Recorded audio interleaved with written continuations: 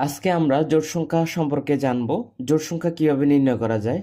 কোনো সংখ্যার ডান পাশে যদি 0, 2, 4, 6, 8 থাকে তবে ওই সংখ্যাটি জোড় সংখ্যা। যেমন 10, 12, 14, 16, 18 এই সংখ্যাগুলোর ডান পাশে 0, 2, 4, 6, 8 আছে। এই সংখ্যাটা হচ্ছে কি জোড় সংখ্যা। এখানে 0, 2, 4, 6, 8 জোড় সংখ্যা হয়।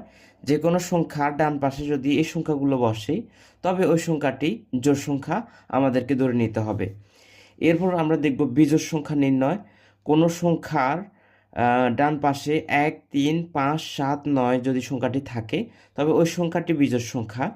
যেমন আমি এখানে লিখতে পারি 11, এরপর হচ্ছে যে 13, 15, 17, এরপর হচ্ছে যে 19। এগুলো হচ্ছে কি বিজোড় সংখ্যা। কোনো সংখ্যার ডান পাশে যদি এই সংখ্যাগুলো বসে 1, 3, 5, 7, 9 ওই সংখ্যাটি বিজোড় সংখ্যা হবে। তো আশা করি বুঝতে পেরেছেন। তো ভিডিওটি কেমন লেগেছে অবশ্যই কমেন্ট করে জানাবেন। ধন্যবাদ সবাই।